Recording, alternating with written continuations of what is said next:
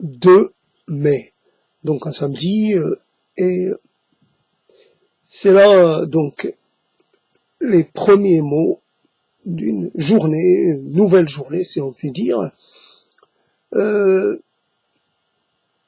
peut se poser la question de l'intérêt de continuer à dire les mots. D'abord, ça devient une sorte d'habitude, presque un acte machinal, mais en même temps un acte nécessaire. Et je ne suis plus tellement dépendant de l'audience que pourrait rencontrer, enfin, qui pourrait être celle de ma chaîne. Donc, je vois que j'ai des problèmes actuellement de désaffection, mais cela me libère. Donc je continue à faire à côtoyer les mots sans de façon indépendante de ce qui pourrait être leur devenir sur YouTube. Et alors, toujours la question de la pertinence et même voire de la légitimité. Quand on sait par avance que l'on va pas faire quelque chose qui pourrait être un peu créatif, voilà, un peu innovant, alternatif world, alternatif ego, alternatif soi, alternatif destin, alternatif existence, alternatif langue, tout donc dans ce qui est comment dire, le possible autrement. Ce qui aurait pu être si les conditions avaient été différentes. Et en même temps, j'adjoins, comme font les commissaires-priseurs, j'adjoins à ce propos celui de éminemment presque, à force d'être utilisé et chauffé et réchauffé, presque quelque chose de qui n'a plus d'âme, qui a cessé d'être presque d'être actif, ou je sais pas, quand on dit trouver sa raison d'être, comme on dit, on peut dire aussi vivre l'instant présent, des choses comme ça, un peu, c'est pas injonctif, enfin, c'est pas de l'ordre de l'injonction, mais c'est une sorte de conseil bienveillant. Voilà, trouver sa raison d'être. Voici quelque chose de fort, sa raison d'être. Ici, par esprit de contradiction, j'ai envie de dire, trouver sa déraison d'être. Plutôt que de raisonner, déraisonner.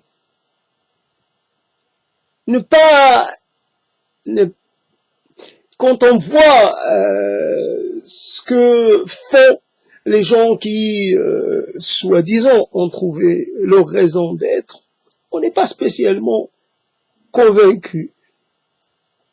Ce qui manque en fait, ce qui est important dans la vie, c'est la capacité à changer de statut, à changer d'environnement, à changer de langue si c'est possible, à changer d'état, à changer de statut, à changer de tout.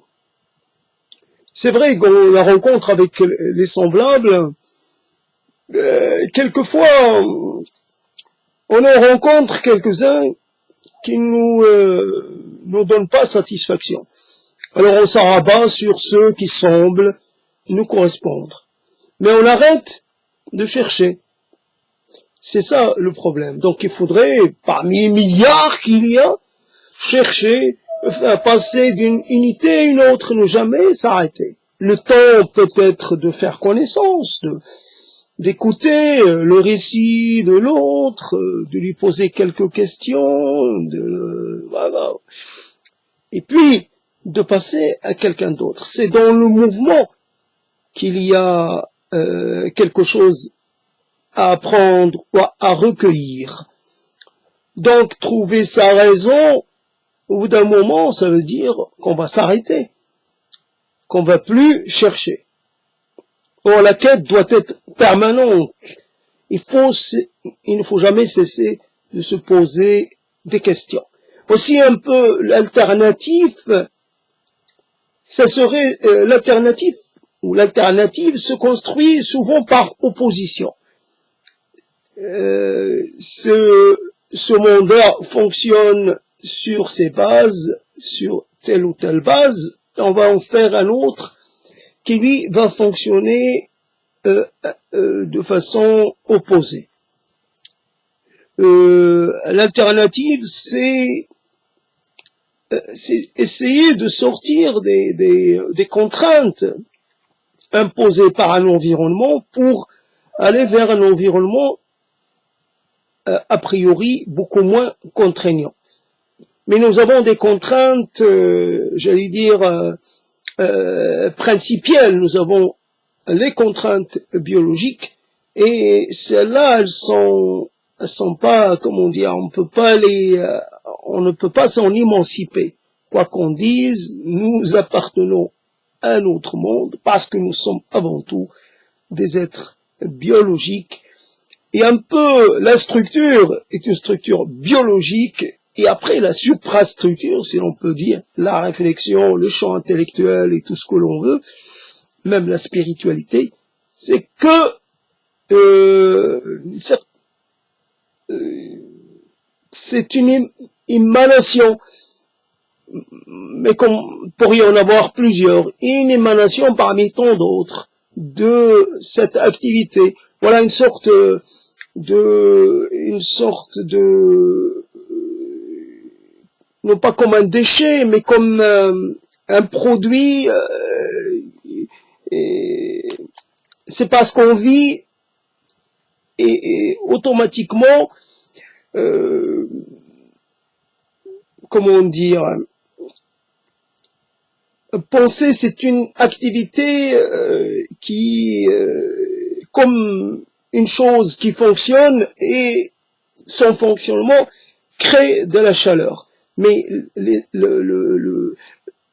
mais ce n'est pas ce qu'on désire. Alors on pourrait profiter de cette chaleur. Mais la chaleur est uniquement due au frottement, due au mouvement de mécanisme, d'un mécanisme. Donc c'est une sorte de presque d'effet presque indésirable. Donc la pensée serait quelque chose d'indésirable, mais à laquelle on ne peut pas échapper. Si on pense qu'on est les seuls à pouvoir penser, ce qui fait que cette chose-là est hautement douteuse, et on est en devoir d'être suspicieux vis-à-vis de cet exclusivisme et cette prétention à être dans un statut à part. Beaucoup de choses sont basées sur l'expérience concrète que j'ai de la vie. L'expérience concrète dans la relation que j'ai avec mes semblables, dans la relation que j'ai avec les différents aspects de mon environnement, et puis après, la mémoire, dont on fait beaucoup, le souvenir, évidemment. Mais tous les êtres produisent du souvenir, ont une mémoire. Et cette mémoire est nécessaire, elle est une fonction nécessaire à tout être vivant. Il pourrait même non vivant. Même le minéral pourrait avoir une mémoire. Donc quelque part, il n'y a pas là de quoi se prévaloir. Donc la déraison, l'alternative, la pensée alternative, elle est quand même prisonnière de la pensée à laquelle elle voudrait échapper.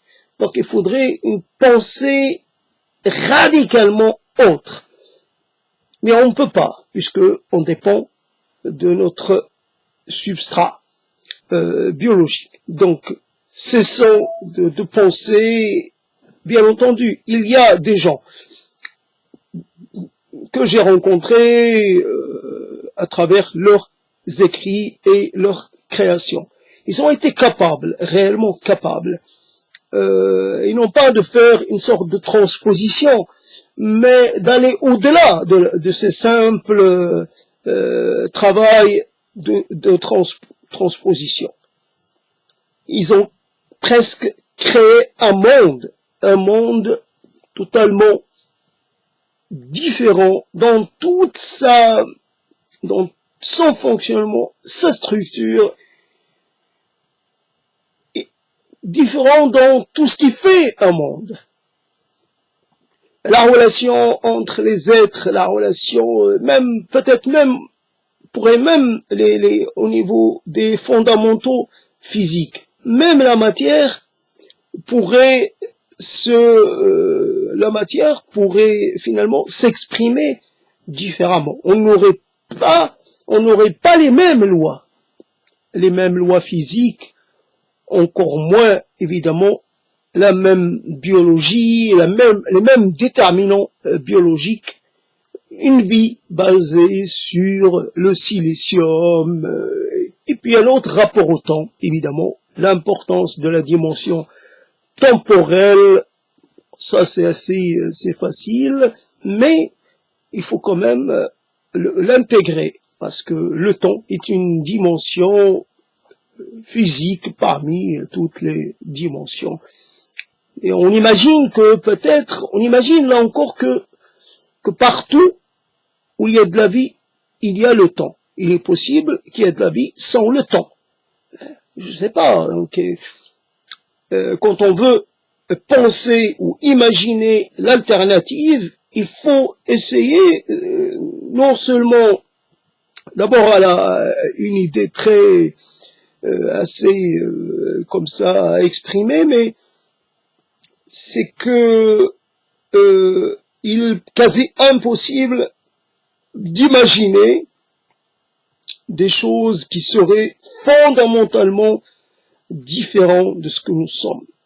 Fondamentalement, de façon absolue. Ça n'existe pas. Et même quand on pense la radicalité, quelque part absolue, Dieu, on le pense d'une certaine façon, d'ailleurs de beaucoup de façons, de bien de façons. Dieu, il nous ressemble. On dit, oui, Dieu nous a créés à son image, mais on pourrait inverser la proposition et dire, oui, Dieu, nous l'avons créé, Dieu, à notre image. Et le caractère qu'on lui confère, les qualités, les défauts, et tout ce que l'on veut, évidemment, ils sont en parfaite conformité avec les nôtres. Voilà, donc, comme quoi on est dans l'incapacité de penser un Dieu tel que il est possible de le penser tel qu'il devrait être pensé. Bon, je me rappelle, j'ai calé sur le panthéon grec, parce que il y avait une chose qui était très évidente. La personne interrogeante me demande, il y a quelque chose. Oui, ils ont presque par plein d'aspects, ils sont un peu le reflet. Ils ont une sorte de vie, comment dire, qu'est-ce que c'était comment la réponse? Le monde des dieux est une sorte de décalque, panthéon grec est décalque du monde des humains. Ou alors on pourrait dire le monde des humains est une décalque du monde des dieux, mais bon, ça revient au même. C'était ça, donc des mœurs, voilà, on pourrait parler presque des passions, les mêmes passions chez les dieux que chez les humains. Voilà, donc l'amour, la jalousie, le désir de procréer, le fait, la paternité, la maternité, tout ce que l'on veut, tout ce qui nous caractérise, nous, en tant qu'êtres vivants et très passionnés, très réactifs, et vraiment dotés d'un fort potentiel d'émotionnalité. Alors, donc, alternative et raison d'être. Enfin, raison d'être.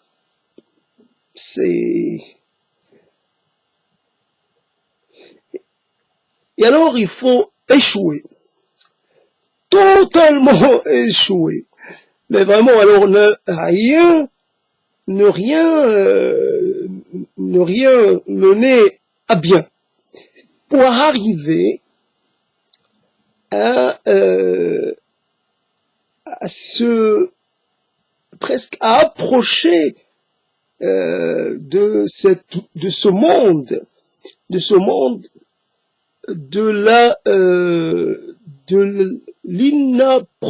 l'inappropriable. Je ne m'approprie rien. Je n'ai à rien. Je n'ai besoin de rien. Je ne m'identifie à rien. Je ne me réclame ni me revendique de rien. Je n'ai pas besoin d'avoir un drapeau, je n'ai pas besoin d'avoir une langue, j'ai pas besoin d'avoir une identité, j'ai pas besoin d'avoir une philosophie, j'ai pas besoin de me revendiquer d'une école ou d'une autre, d'un système de pensée ou d'un autre. Je suis pas tout à fait libre, car il ne faut pas non plus il ne faut pas se voiler les yeux, mais au moins je me mets dans une situation où je pourrais faire croire à une certaine liberté, parce que faisons dans la transgression, parce que faisons dans comment dire, dans l'irrespect, parce que faisons, je trouve pas notre terme, oui, mais fondamentalement, je fais ça parce que j'ai pas autre chose. Je pourrais m'arrêter. Le mieux, c'est d'arrêter de parler. Or, ma condition biologique m'impose cela. Pour trouver un équilibre, puisque quand je parle, mon corps est archi présent, et à l'intérieur, il y a tout un tas de circulation d'éléments chimiques, je sais pas quoi, qui, voilà, je mets en mouvement certaines choses qui vont peut-être après me permettre de supporter les contraintes qui sont les miennes. Sinon, je pourrais basculer dans une sorte d'excès, voilà. Je pourrais perdre le contrôle, si l'on peut dire, de façon assez rapide, quoique cette phrase ne veut rien dire. Il y a peu de chances que l'on perde le contrôle. C'est ça le problème. Là, poser un peu les choses de cette façon, c'est croire que c'est presque une phrase magique. Voilà, une phrase qui fonctionne comme une clé. Perdre le contrôle. Ouais, le contrôle. Il n'y a pas de concept magique. Comme il n'y a pas de phrase qui explique qui pourrait tout expliquer ou expliquer de façon, j'allais dire, de façon conséquente. Il n'y a que des sortes, on passe, il y a des passages obligés, nous devons emprunter les phrases qu'on a. Et il se trouve que moi, j'ai certaines phrases et pas d'autres. Et puis même, si j'avais toutes les phrases, ben, ces phrases-là ont préexisté et ont été formulées par d'autres, les concepts également. Et moi, je ne fais que me servir d'outils que je n'ai pas fabriqués, que je n'ai pas créés, finalement, j'allais dire, à mon image. Je pourrais dire ça.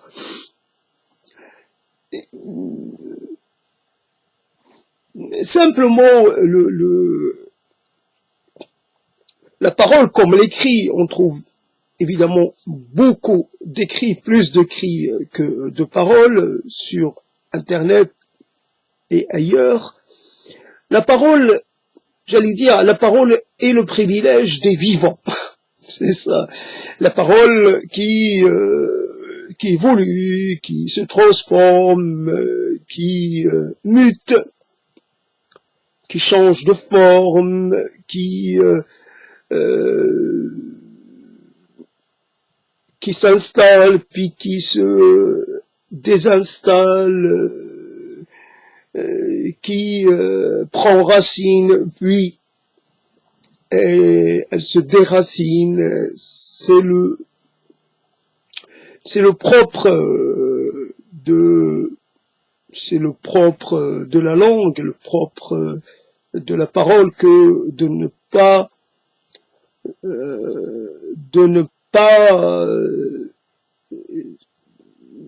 prendre, comment dire, en tout cas, l'alternative, l'alternance, l'alternative, l'alter, évidemment ça vient de là, l'alter, l'autre, l'autre possibilité. Et si pourrait, de façon totalement, je dirais au niveau de l'hypothèse, comme ça, si on pouvait te donner le choix, est-ce que tu aurais accepté d'être dans une situation simple, ou alors alors est-ce que tu garderais ton état actuel, celui d'un être totalement frustré, manquant de tout, pas spécialement content de lui-même, mécontent, en manque, en déshérence, en perte de repères, un être plaintif, un être un peu aussi contemplatif, un être interrogatif, un être spéculatif, un être dubitatif, un être oui, un être, tout cela, est-ce que ça,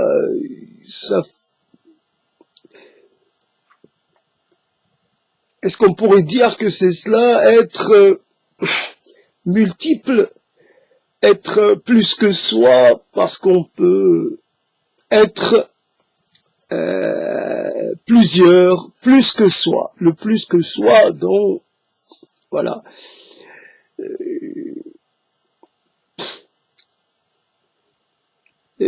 A priori, j'ai toujours trouvé, éprouvé une certaine réticence vers une certaine tranquillité. Évidemment, l'intranquillité, je sais pas d'où ça vient. Après, on pourrait tout justifier, tout ramener à une origine, à un moment nodal, et puis ça y est, on s'arrête. Voilà, on a trouvé l'origine, et voilà, tout s'explique. Mais justement, non, tout ne s'explique pas magiquement. Là encore, la magie. Il n'y a pas de magie. il n'est pas possible d'expliquer de façon définitive. Ce n'est qu'une sorte, à un moment donné, on fait un compromis, on fait une sorte de, voilà, j'arrête de me poser des questions, je me contente de cette réponse, de me contente de cette conclusion, peut-être, et puis je vais passer un certain temps avant que je ne me remette à me questionner, de nouveau à douter. L'intranquillité, c'est, là encore on cherche finalement quelque chose d'assez prestigieux, l'intranquillité, un concept énorme, voilà. Je suis intranquille, comme un homme très avancé dans l'âge qui parle de l'incertitude. Ben, il n'a pas utilisé le terme de l'intranquillité. L'incertitude, oui, l'incertitude, bien entendu, on en connaît un versant assez, quelque part, assez inédit, mais on a beau, j'ai beau essayer d'installer le principe d'incertitude, je ne pouvais pas l'imaginer, imaginer la tournure qu'il allait prendre. L'incertitude, qu'on pouvait un peu penser l'accélération du temps. Et l'arrivée de la catastrophe, on peut toujours penser que cela va arriver, mais que cela va prendre un certain temps. Or, la catastrophe, elle l'a montré par le passé, évidemment, qu'elle pouvait arriver de façon brutale, sans vous laisser le temps de vous préparer. Un être vivant, et quelques secondes après, il ne l'est plus. Mais un être vivant, a priori, en capacité de continuer de vivre. Quelques difficultés, quelques soucis, mais rien de bien grave. Puis là, boum, plus rien. Là, mais la différence, c'est que c'était quelque chose d'assez rare.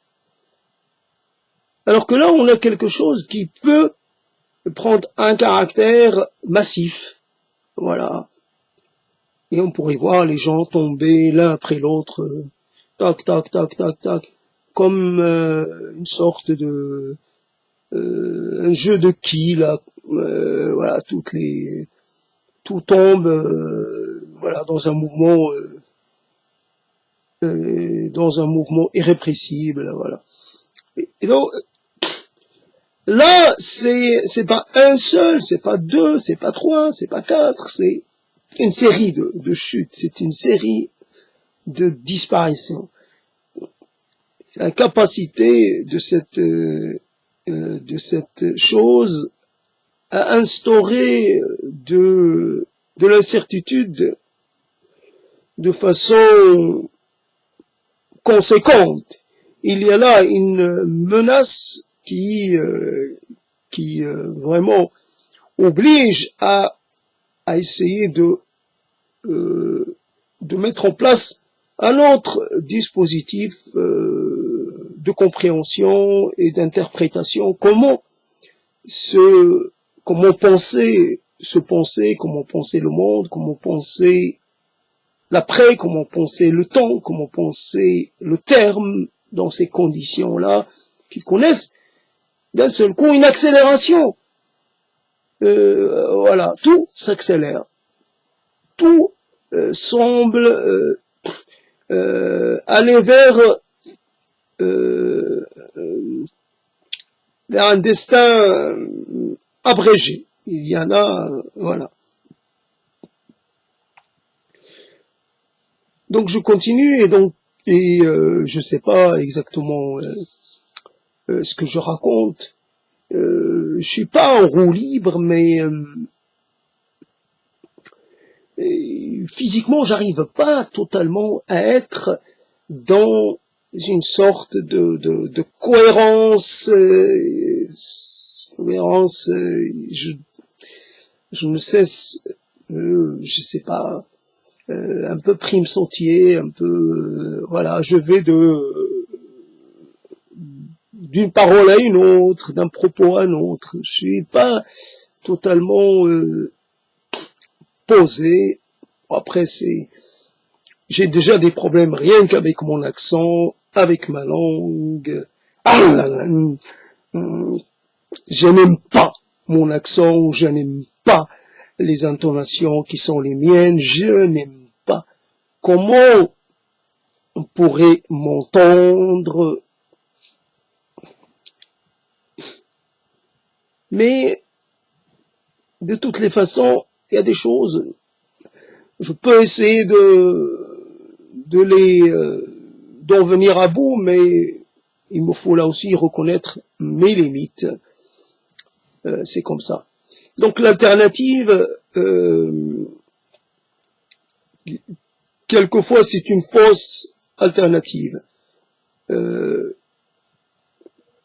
L'alternative, c'est juste un petit changement. C'est pas énorme. Donc, et en fait, on est gouverné par une sorte de prédestiné qui inclurait, engloberait toutes les alternatives possibles. On ne peut pas échapper à son destin, on ne peut pas échapper à sa classe, on ne peut pas échapper à sa condition, on ne peut pas échapper à sa biologie, on ne peut pas échapper à sa culture, on ne peut pas échapper à sa mémoire, on ne peut pas échapper à son empreinte, on ne peut pas échapper à ses rencontres, on ne peut pas échapper à ses limites, on ne peut pas échapper à son imaginaire, à son imagination, on ne peut pas. C'est là encore toute une série d'impossibles. On pourrait, oui, ça tient qu'à moi. Ça tient qu'à moi. Et c'est vrai moi par exemple, si quand je me mettais à provoquer les croyants, c'est au bout d'un moment, évidemment, je n'avais plus de plaisir à le faire, mais après je me suis dit, celui qui est réellement, qui n'est pas intéressé par cette question, il l'enlève totalement de sa langue même. C'est-à-dire que le mot de théos n'a plus sa place du tout. Ni athéos, ni rien. Pas, ni athéisme, ni théisme, ni rien du tout. Je suis pas concerné. C'est quoi que tu dis, de quoi tu parles? Répète, j'entends pas. Tu sais, je vais, attends, peut-être que j'ai bon, j'ai beau essayer, j'entends pas. Je suis sourd à ça. Il y a des choses que je n'arrive pas à entendre. Je suis désolé, voilà, c'est comme ça. Il faut jouer cette comédie-là. Faut dire, ça, je l'entends pas. Comme une chose que l'on pourrait ne pas voir. Ça, cette chose-là, je la vois pas.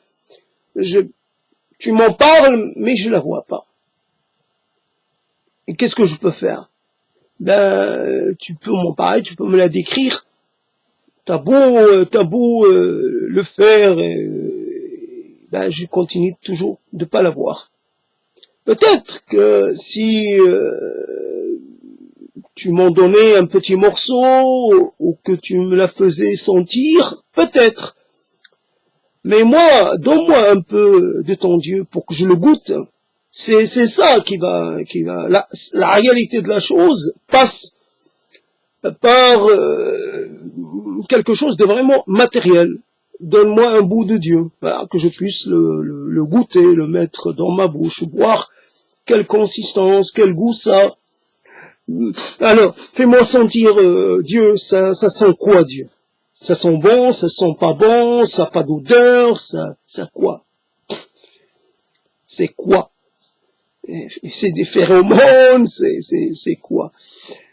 Voilà, simplement, comme souvent, les questions sont un peu meilleures. Donc la langue, elle est... malgré tout, on est dans des blocages,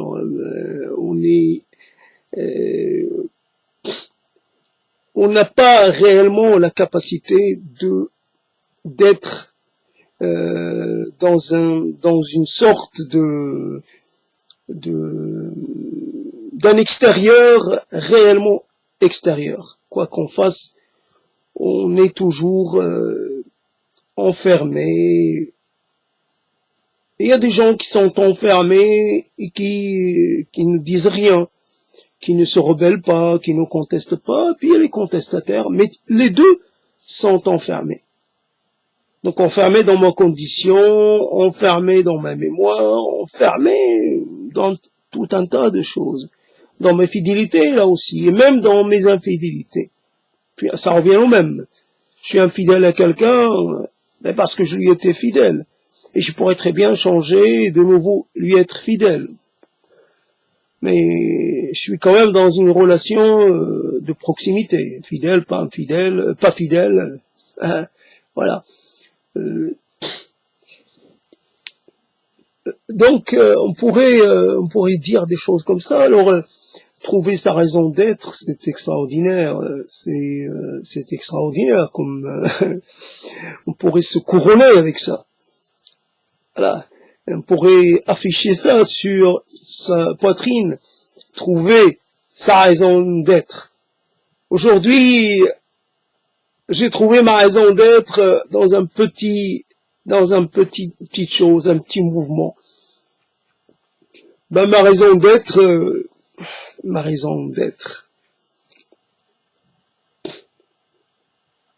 souvent on demande, voilà, on critique un puissant. On se dit, tiens, il a le pouvoir entre ses mains, voilà, si, ben, il pourrait bien faire, au contraire, ben, il ne fait rien, ou il mal fait. Alors que, on se dit, d'abord moi, je suis souverain finalement, sur ma vie. Je suis le maître, d'une certaine façon, et voyez ce que je fais de cette royauté, de cette domination que je pourrais avoir sur moi-même. Ben, j'en fais rien. Mon temps, il est à moi, mais j'en fais rien. Je pourrais me mettre finalement à donner corps à certains de mes rêves, mais je n'en fais rien. Je pourrais être plus exigeant. Ben non. Je pourrais être plus motivé, plus volontiers, plus actif, plus travailleur, plus engagé. Je pourrais être mieux. Ben non. Je suis toujours dans la même position. Et même, j'ai tendance à la garder encore plus longtemps qu'avant. Donc je suis devenu une sorte de masse inerte. Donc, comment on pourrait dire, le gouvernement de soi, bah, vous voyez ce qu'on en fait. On n'en fait rien de bien. Et tout ça, je l'ai dit parce que les petites choses qui nous contrarient, j'ai semé, je sais pas, du basilic. Et ce basilic, voilà, ça, comme ça, il est monté, et c'était beau, parce que ça a rempli le bac et la jardinière, et c'était vraiment, c'est comme si j'avais des centaines, voire des milliers de petits. Voilà, j'étais content d'être le papa comme ça d'une multitude de rejetants sur lesquels je comptais bien veiller, etc. Sauf que normalement, quand on sème, après on doit faire une sorte de d'épuration, on doit abréger la vie de certains pour laisser d'autres pousser normalement. Mais c'est pas ça qui s'est passé. D'un seul coup, je retrouve mes petits. Ils se sont... Voilà, il y a quelque chose qui a commencé à mal se passer. Et comme si quelque chose les arrachait du sol. Je les voyais sans racines, je les trouvais comme s'ils avaient été déracinés par quelque chose, par la pluie, ou par je ne sais quoi, ou par le vent. C'était beau, ça grandissait, puis d'un seul coup, ça a été touché par quelque chose qui a abrégé la vie de toutes ces plantes qui montraient tous les signes d'une grande énergie. Voilà. Il montait vers le ciel et chaque jour, ça devenait, et puis d'un seul coup, tout cela s'est arrêté. Donc j'ai perdu, voilà, j'ai perdu ma nombreuse descendance d'un seul coup. Voilà, j'ai fait face presque à une catastrophe d'ampleur. Voilà, c'est on pense que l'on peut. Il y a toujours un côté, voilà, non pas magique, mais je compte. Je fais les choses, je peux les faire avec beaucoup de prudence, en essayant quand même. Mais mon savoir, ben, je ne vais pas.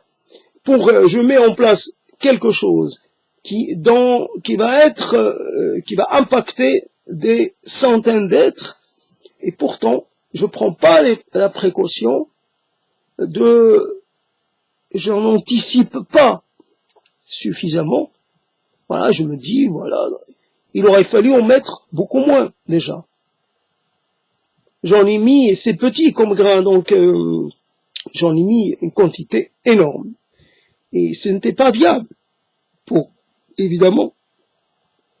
Donc, on voit qu'il y a, non pas l'entropie, parce que là c'est autre chose, mais on voit qu'il y a, dès le départ, dans tout ce que l'on fait, tout ce que l'on pourrait faire, il y a un côté qui n'est pas, qui va menacer le projet dans son intégralité.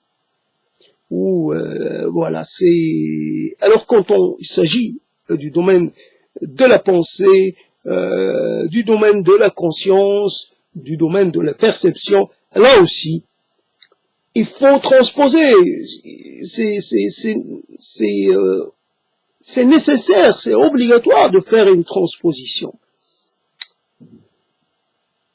L'échec est l'horizon indépassable. L'échec, l'impuissance, le constat d'impuissance, la catastrophe, la perte de contrôle. C'est comme ça. Un jour, j'ai eu des pucerons sur d'autres plantes, une autre année. Je constatais un peu le phénomène, voilà, donc les pucerons, l'expulsion, la mise bas d'un puceron qui naît totalement formé, prêt, finalement indépendant. Il naît une opération extraordinaire à voir. On voit toute une file comme ça, comme une procession, voilà. Ça naît tranquillement. On a presque le temps de compter les nouveau-nés. Puis d'un seul coup, on se retrouve totalement dépassé. On n'est plus dans quelque chose que l'on pourrait gérer. Non, on est dépassé par le phénomène. Voilà, évidemment, c'est un rapport au temps. Parce qu'il y a une accélération, parce que c'est une temporalité différente de la nôtre. C'est comme ça. Et on se retrouve, on est obligé. La plante sur laquelle, quelque part qu'on n'a pas, qu'on a laissé avec ces pucerons, ben la plante se retrouve menacée. Donc il faut agir, donc il faut agir en urgence. De l'eau savonneuse et des mesures un peu pour éradiquer. Là, on n'est plus dans l'observation de la vie, voilà, la vie triomphante, la vie extraordinaire, la vie merveilleuse, non. Dans la vie tueuse, voilà, on est devant un tueur, voilà, on est obligé de tuer le tueur, enfin. Voilà comment on perd le contrôle, là de nouveau, on perd le contrôle des choses, et chaque fois, on est sous comment dire, comment on dit cette expression, on est sous la menace, on est, quelquefois on n'a pas conscience qu'on a perdu le contrôle. C'est ça qui nous permet de rester dans une sorte d'état psychologique, j'allais dire, plus ou moins stable. Et on sent pas que l'on est en train de basculer sur une chose ou sur une autre. Alors, dans le domaine cognitif, on sent pas exactement le moment, le vrai moment où la perte irrémédiable ou irréversible s'est produite. Voilà un moment où j'ai en face de moi la révélation. Je fais face à une réalité nouvelle. C'est que je ne suis plus maître de mes mots, je suis plus maître de moi-même.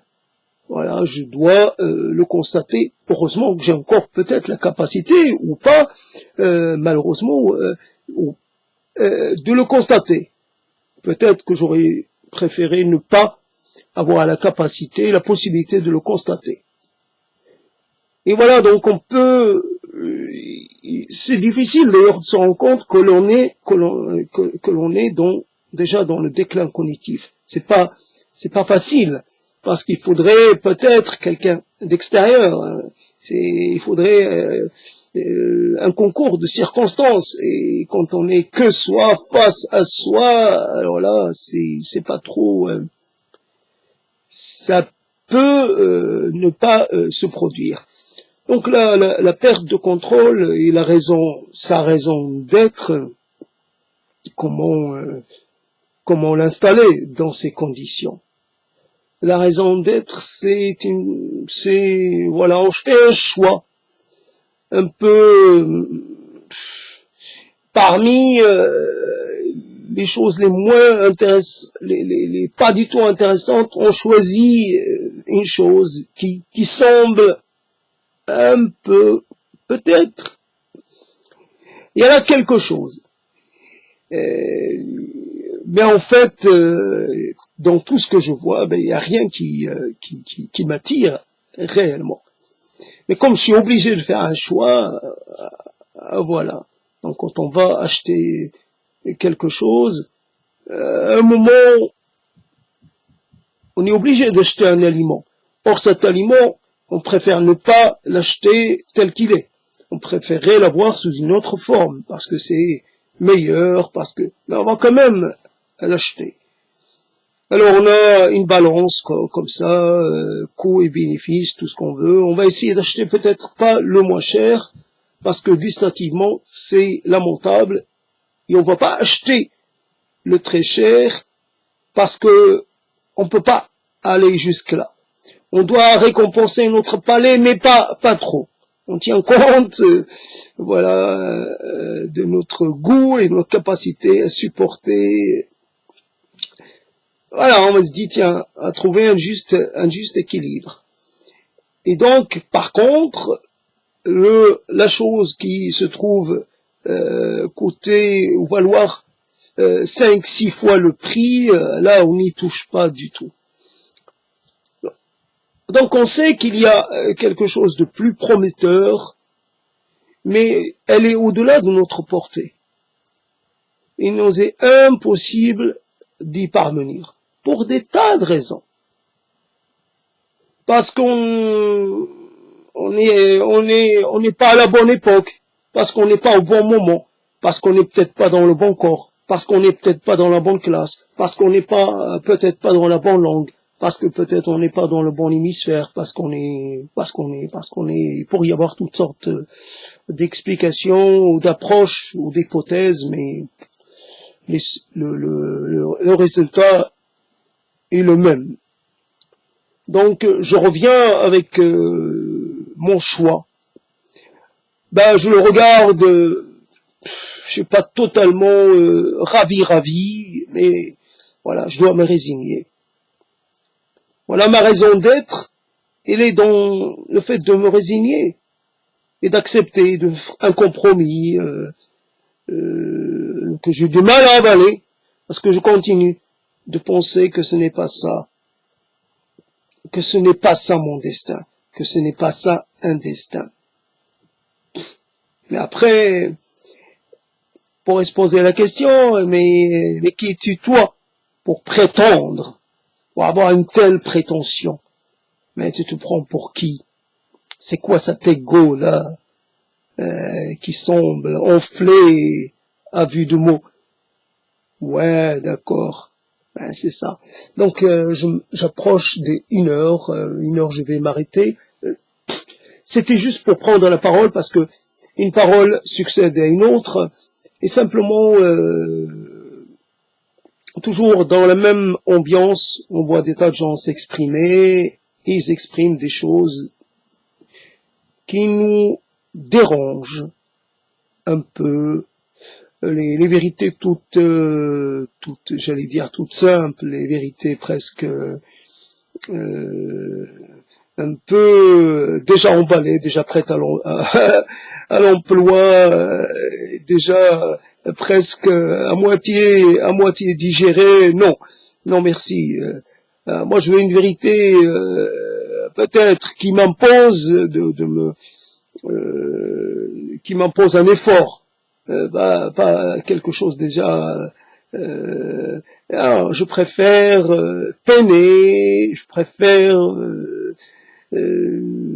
rencontrer, voilà, c'est difficile à comprendre, là, comme on pose souvent en termes d'alternatives, soit tu fais ça, comme s'il n'y avait que 2 possibilités, que 2 choix possibles, soit tu es bien, soit tu es bon, soit tu es bienveillant, et ta récompense, tu as une récompense, soit tu es malveillant, tu es ceci ou cela, et évidemment, tu auras ta récompense. Donc, c'est selon ce que l'on est, ce que l'on fait, ce que l'on prône, ce que l'on offre, ce que l'on donne de soi.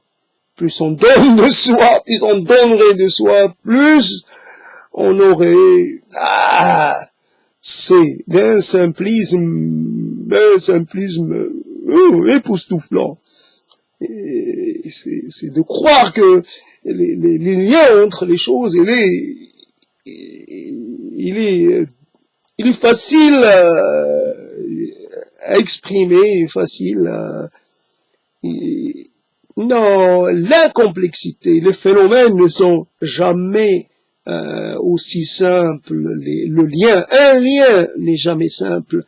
Il ne s'agit pas d'un don et d'un contre-don comme ça, d'un concept un peu ramassé, un peu compressé. Non, il s'agit de toute une série. Et entre les deux, entre le don et le contre-don, il y a un monde. Il y a une temporalité, il y a le contre-don, tu l'auras au paradis. Moi, tu me donnes, mais mon don à moi, tu auras ma réponse à moi. Je m'acquitterai de ma dette un autre jour, à un autre moment. Je sais pas, je suis pas pressé. Au contraire, je viens de réclamer un autre don. Allez, accouche.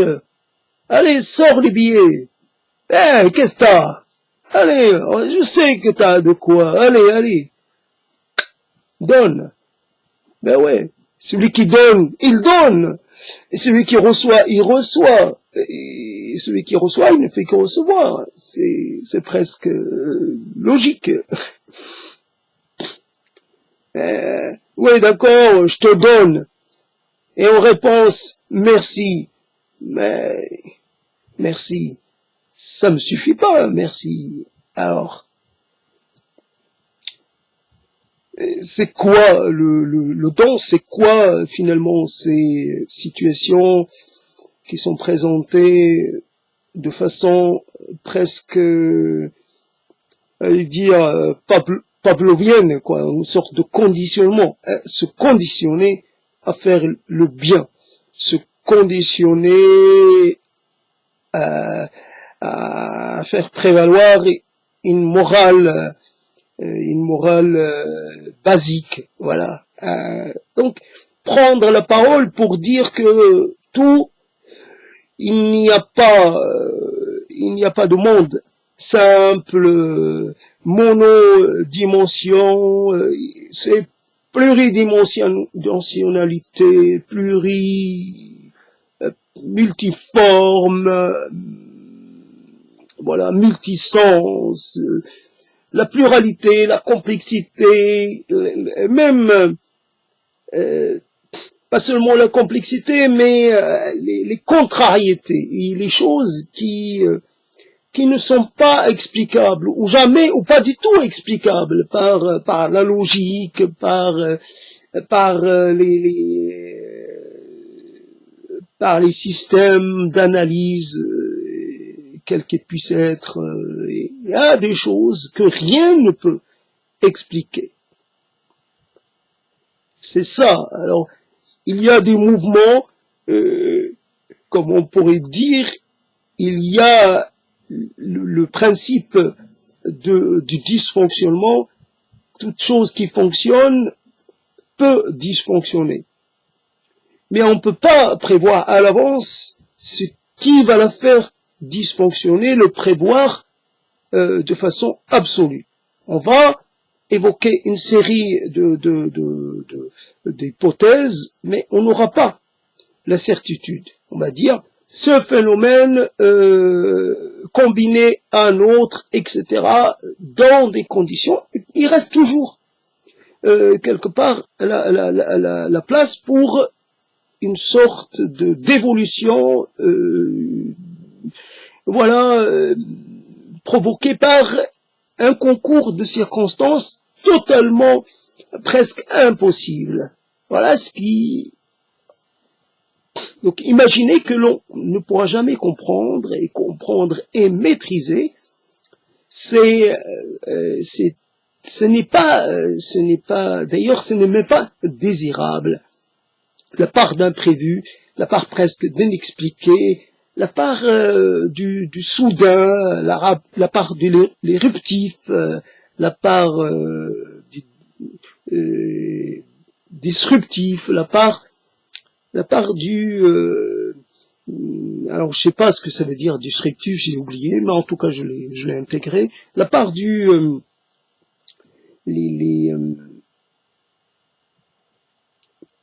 oui, l'impossible qui devient envisageable, que l'impossible catastrophe, l'impossible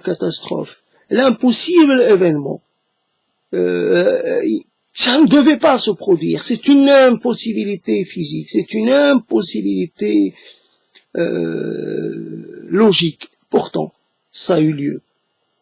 Donc, privilégier plutôt peut-être là aussi une sorte de réserve vis-à-vis de ses propres